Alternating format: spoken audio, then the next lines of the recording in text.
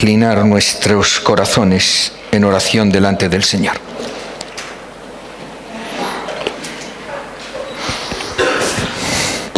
Sí, Padre, te alabamos y te glorificamos. Queremos que tú estés en el centro de nuestras vidas, que tú seas realmente el Señor, que tu presencia sea viva, sea activa, que tú seas el que nos dirijas y que abras nuestra mente y nuestro corazón para bendecirte, para entenderte, para amarte, para servirte. En Cristo Jesús. Amén. El pensamiento, la meditación de este día tiene que ver con el pasaje que hemos leído. Se trata de un pasaje realmente trascendental. En el ministerio de Jesús hay un antes y un después. Su estrategia, su misión, su actuación cambia a partir de este hecho. Nos dice la Biblia que una gran multitud siempre le seguía a todas partes porque veía las señales y milagros que hacía cuando sanaba los enfermos. Entonces Jesús subió a una colina y se sentó allí rodeado de sus discípulos. Vemos que sigue diciendo el pasaje que la gente, al ver las señales milagrosas que Jesús había hecho, clamó y dijo: no hay duda que este es el profeta que esperamos. Cuando Jesús vio que estaban dispuestos a hacerlo rey a la fuerza, se escabulló y se fue a una colina solo. Es decir, nos narra la historia de que Jesús está en una zona, se reúne una gran cantidad de personas. La Biblia habla de 5.000 hombres, sin contar mujeres y niños. Él, viendo su necesidad física, les da de comer con 5 panes y 2 peces. Y esta acción de Jesús es interpretado por los judíos como que era el rey que esperaban y deciden hacerlo rey. En la geografía actual de Israel vemos la flecha más grande que apunta al lugar donde la tradición dice que ocurrió, y dice que él se fue hacia el monte y los apóstoles se fueron hacia el mar de Galilea. Al atardecer, los discípulos bajaron a la orilla del lago para esperarlo. Pero al ver que caía la noche y que Jesús aún no había vuelto, salieron a la barca y comenzaron a cruzar rumbo a Capernaum.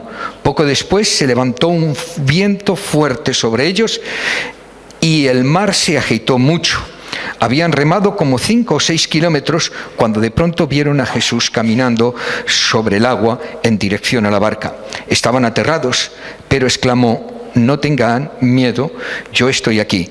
Entonces los recibieron con entusiasmo en la barca y siguieron navegando hacia el destino.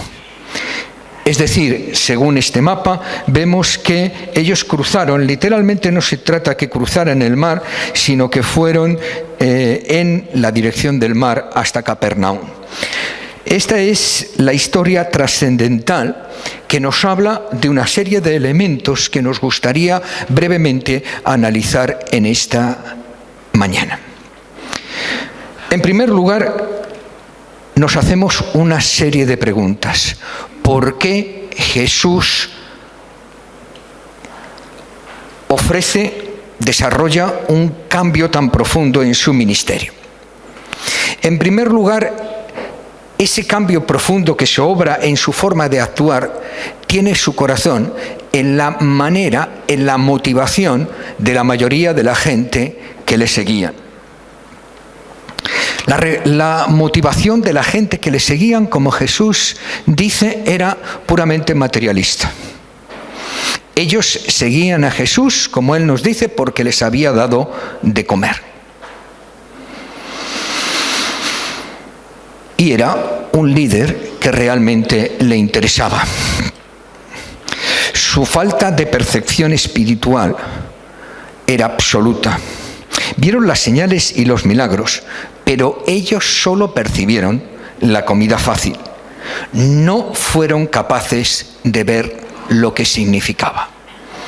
A lo largo de su primera etapa de ministerio, Jesús había hecho todo tipo de señales, había hablado todo tipo de mensajes, pero ellos solo fueron capaces de ver que les daba pan gratis.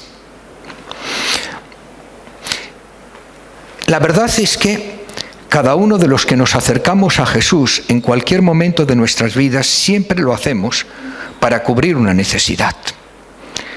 Desde entonces hasta ahora siempre ha sido lo mismo. Nos acercamos a Jesús porque tenemos una necesidad. Unos tienen necesidad de ser escuchados, otras tienen necesidad de ser perdonados, otros tienen necesidad de ser reivindicados, otros tienen necesidad de ser... Cada uno nos presentamos delante de Jesús por una necesidad. Buscamos cubrir esa necesidad. La pregunta sería entonces, no si tenemos una motivación u otra, sino cuál es nuestra motivación. ¿Qué es lo que nos impulsa? ¿Qué es lo que nos hace? ¿Qué es lo que nos lleva a acercarnos a Jesús? Lo que hacemos muchas veces escapa a nuestra capacidad de inteligencia. No siempre somos capaces de determinar cuál es nuestra auténtica motivación. Pero es fundamental que tengamos la capacidad de ver por qué buscamos a Jesús, qué es lo que buscamos de Jesús. Y hay dos cuestiones que nosotros tenemos que plantearnos claramente para seguir adelante. ¿Por qué me acerco a Jesús? ¿Y qué hago después? Porque no es malo, es normal, todos los hemos hecho, que nos acerquemos a Jesús por una motivación determinada. El propio Jesús nos invita a acercarnos a Él diciéndonos: venid a mí los cargados y trabajados. No debemos avergonzarnos de reconocer que el motivo que nos lleva a acercarnos a Jesús, en principio, es cubrir nuestra necesidad. El problema es, ¿qué hacemos después de que esa necesidad se ha cubierto? ¿O qué hacemos cuando esa necesidad no se ha cubierto? La Biblia nos da ejemplos claros en un sentido o en otro, porque lo que a nosotros puede parecernos una necesidad, a Dios puede no parecérsela. Lo que a nosotros puede parecernos algo absolutamente imperativo para nuestras vidas, a Dios no puede parecerlos. La pregunta es, ¿qué haces cuando tus expectativas se cumplen? ¿O qué haces cuando tus expectativas no se cumplen? Nos dice la palabra del Señor en este pasaje que cuando Jesús les plantea el hecho de que no es lo que ellos creen, hubo una gran desbandada de sus discípulos hasta el punto que Jesús tiene que preguntarles a sus apóstoles si ellos también quieren irse. ¿Qué hacemos cuando nuestras expectativas no se cumplen? ¿Qué hacemos cuando la gente no responde como nosotros esperamos? ¿Qué hacen cuando no recibimos lo que nosotros deseamos? ¿Qué hacemos cuando no alcanzamos los objetivos que nosotros nos marcamos? ¿Nos vamos? ¿Despotricamos? ¿Nos enfadamos? ¿Rompemos la baraja? La segunda pregunta es, ¿qué es ¿qué es lo que quiere decir Jesús cuando a sí mismo se ofrece, se manifiesta como pan de vida? La respuesta de Jesús está clara. Ellos les dijeron: Señor, danos siempre este pan. Y Jesús les dijo: yo soy el pan de vida. El que viene a mí no tendrá hambre, y el que cree en mí no tendrá sed. Pero yo os dije que aunque me habéis visto, no creéis. Todo el que el Padre me da vendrá a mí, y el que viene a mí, de ningún modo lo echaré fuera, porque he descendido del cielo no para hacer mi voluntad, sino para hacer la voluntad del que envió. Y esta es la voluntad del que me envió, que todo aquel que Él me ha dado yo no lo pierda, sino que lo resucite al día final, porque esta es la voluntad de mi Padre, que todo aquel que ve al Hijo y cree en Él tenga vida eterna, y yo mismo le resucitaré en el día postrero. La respuesta de Jesús es concisa, es clara, no se ajusta a sus expectativas. No es casual que ellos, en este contexto del pan, le hagan esa pregunta. En los rabinos de la época, se daba por sentado que cuando el Mesías volviera, iba a reproducir la acción de Moisés en el desierto e iba a dar al pueblo el maná, el pan del cielo.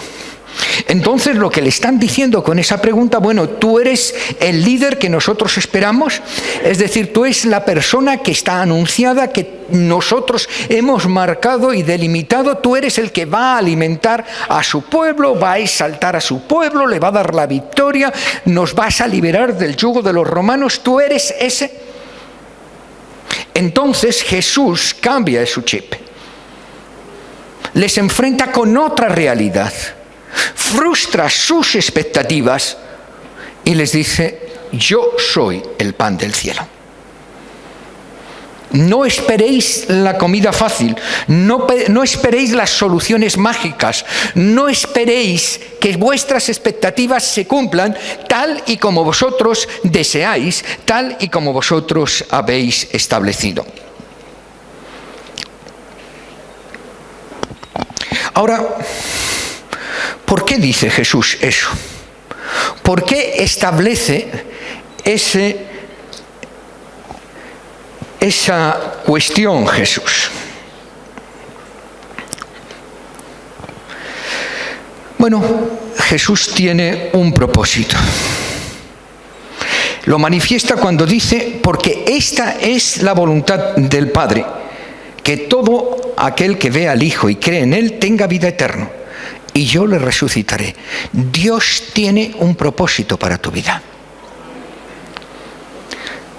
Dios tiene un propósito para mi vida.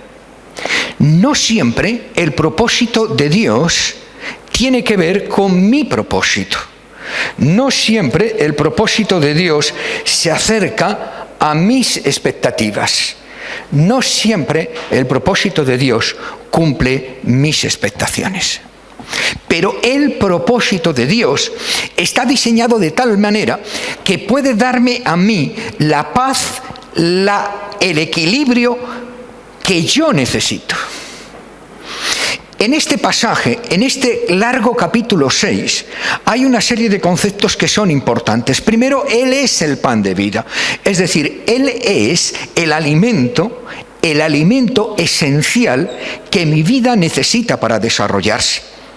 Hasta hace mucho tiempo, en la dieta de todos los pueblos, el pan era el alimento que significaba el elemento básico que la vida necesitaba para desarrollarse.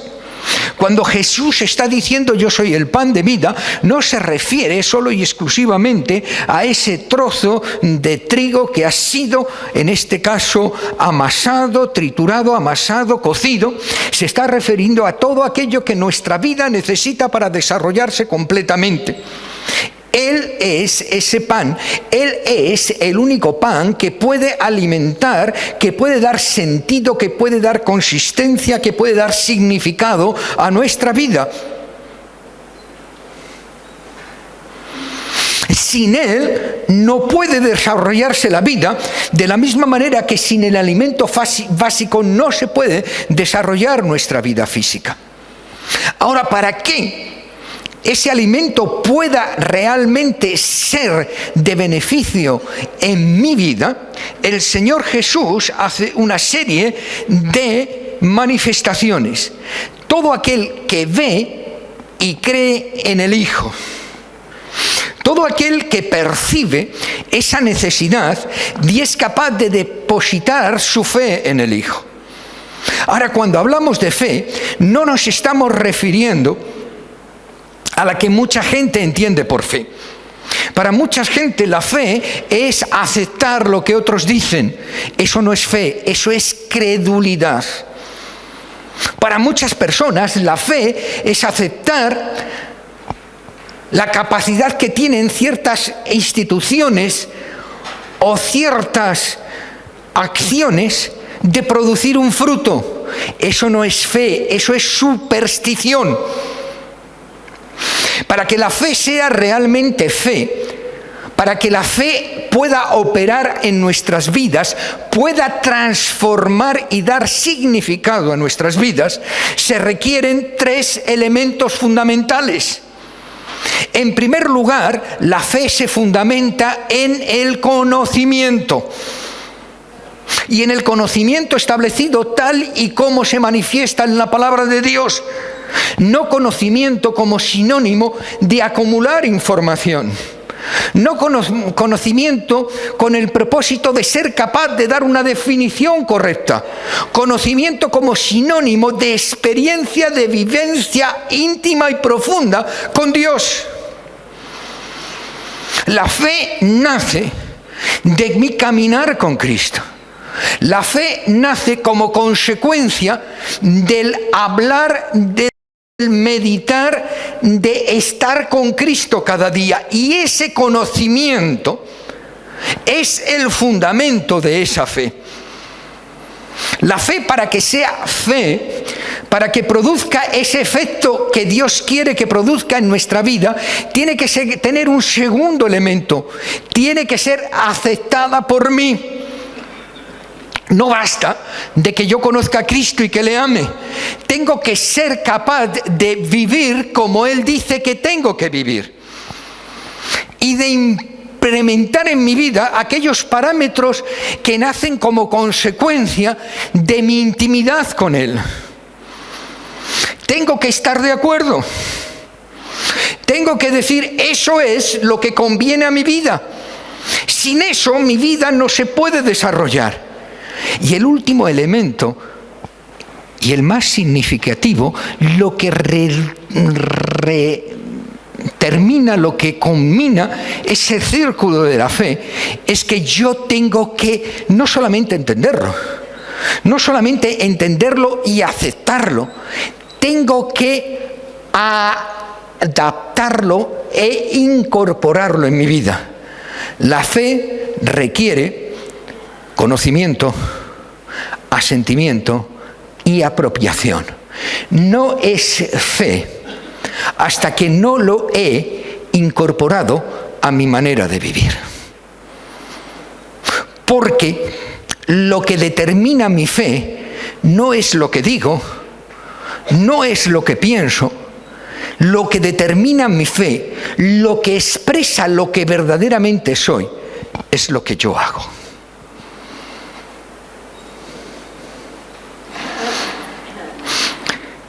El Señor Jesús enfatiza en algo que nosotros debemos de tener en cuenta, que seremos conocidos por nuestros frutos, por nuestras acciones, por lo que hacemos. Tenemos un ejemplo, hemos estado escuchando del tráfico de personas. ¿Cristo se mantendría inactivo ante una situación como esa?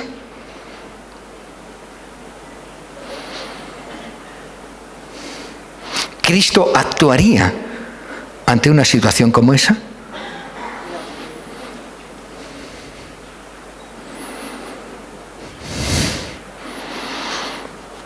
Hoy día, en nuestro mundo, a nuestro alrededor, las personas son vendidas, son explotadas, pasan hambre, son ignoradas, son humilladas.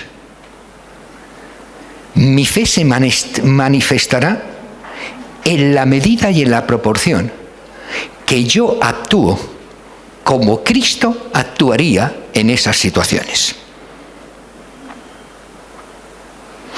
Cuando Jesús se enfrenta a esos hombres y a esas personas, recordar que al principio del pasaje Él está diciendo que el pasaje está diciendo que quien vienen a ellos son sus discípulos, que esos 5.000 hombres que estaban a su alrededor eran hombres que le seguían, eran hombres que habían participado de sus acciones, las habían visto, habían escuchado sus palabras, y son esos mismos hombres los que les plantean esa cuestión. ¿Qué he de hacer? ¿Qué he de incorporar a mi vida para que mi vida pueda alcanzar esa proyección eterna?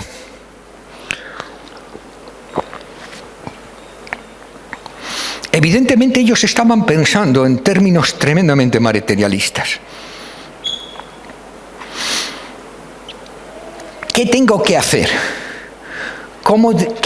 ¿Qué normas debo de cumplir? ¿Qué normas he de incorporar a mi vida? La respuesta de Jesús es: no tienes que hacer, tienes que ser. No tienes que incorporar una serie de pautas, no tienes que incorporar una serie de actividades puntuales, tienes que transformar tu vida para que sea un reflejo de la vida.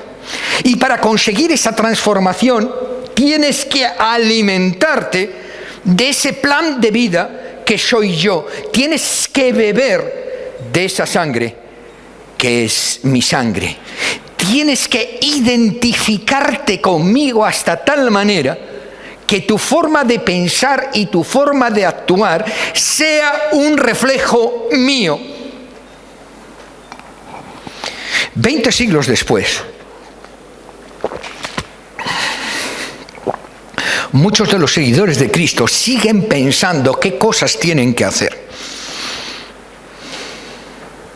Muchos de los seguidores de Cristo siguen pensando qué prácticas, qué mandamientos, qué cuestiones tengo que incorporar puntualmente a mi vida para cumplir las expectativas de ir un día al cielo. La respuesta de Cristo Jesús hoy sigue siendo la misma.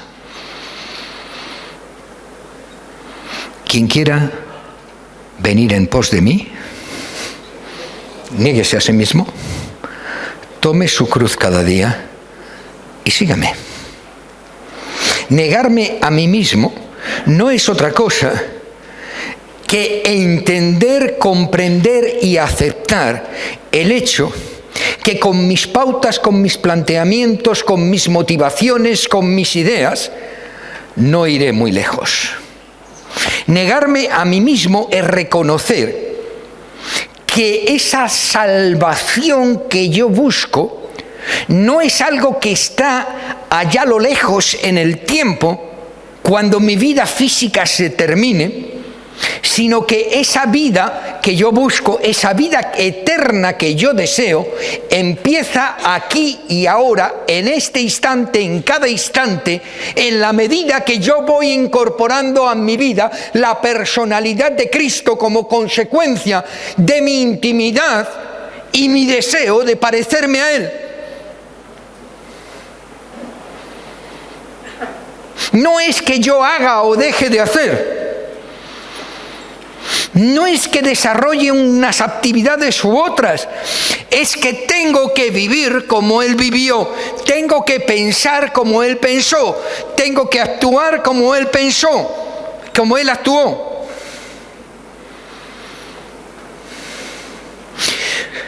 Con demasiada frecuencia nos engañamos a nosotros mismos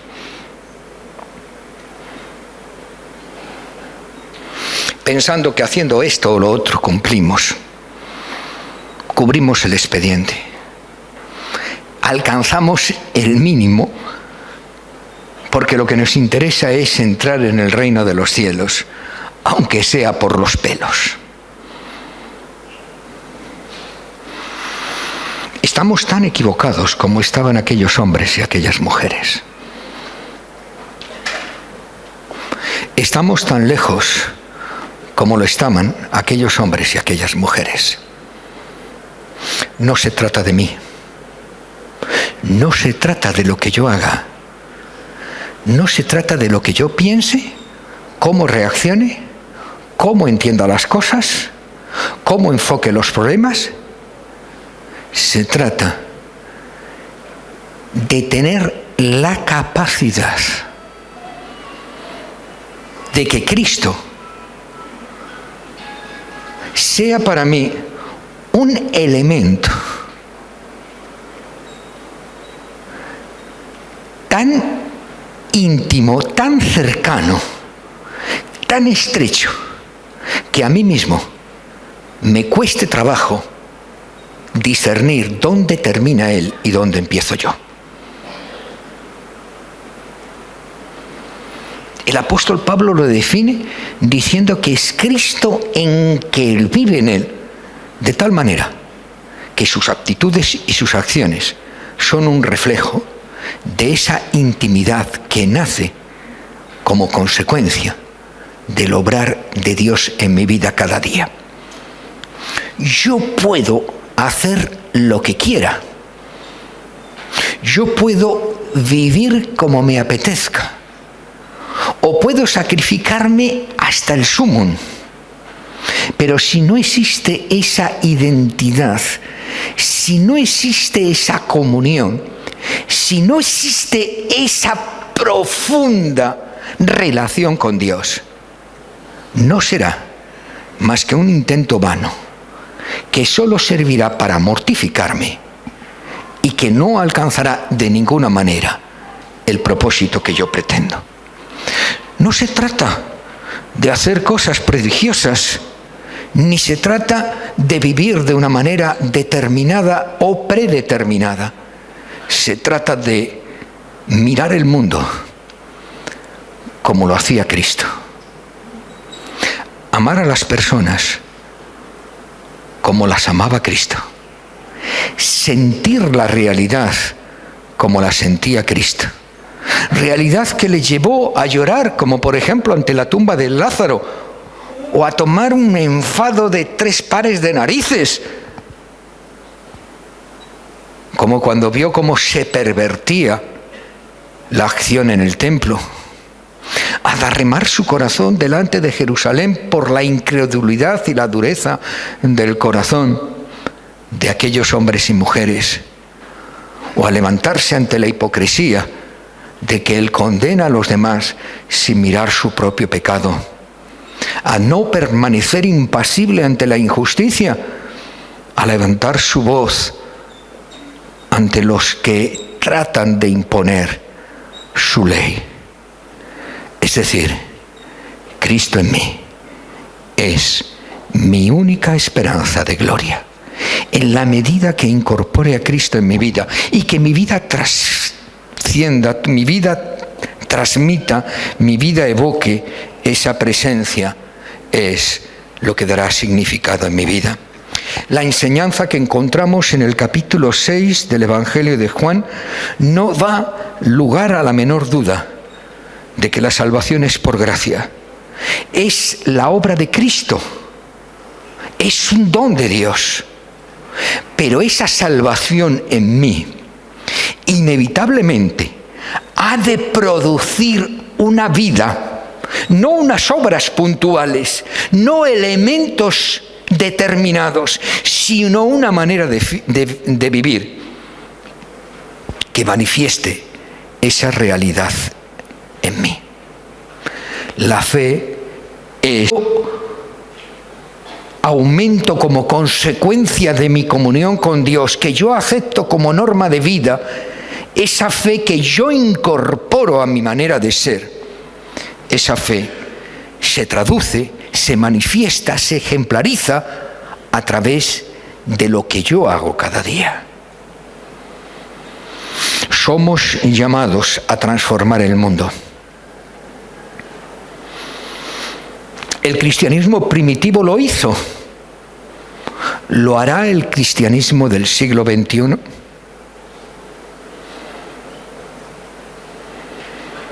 Depende de cada uno de nosotros.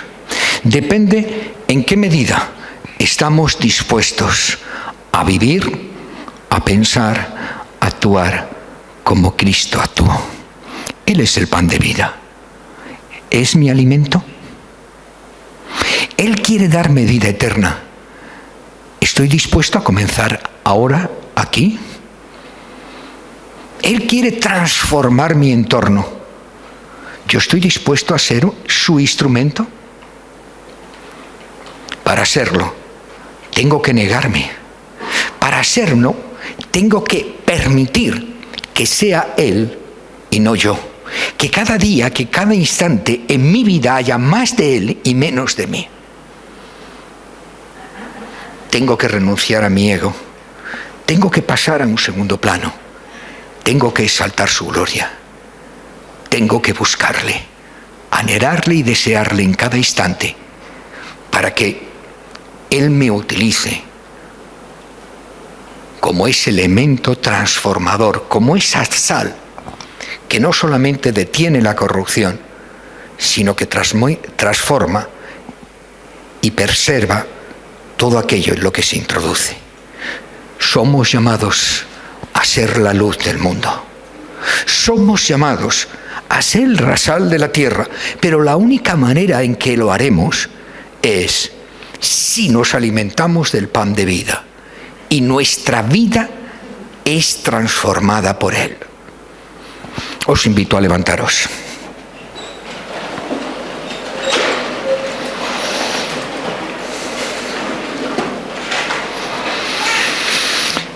Sí, Padre, deseamos, ansiamos, Señor, que eso sea una realidad en nuestra vida. No queremos que sea una teoría ni que sea un pensamiento lanzado al viento, sino que nos mueva, nos dirija y nos guíe en cada instante de nuestra vida. No queremos que sea un elemento que afecte a nuestras emociones, sino que sea la manera en que hemos decidido y ansiamos vivir. Por eso te pedimos, Señor, que tú nos dirijas y nos guíes, que sea hecha en nosotros y a través de nosotros tu voluntad.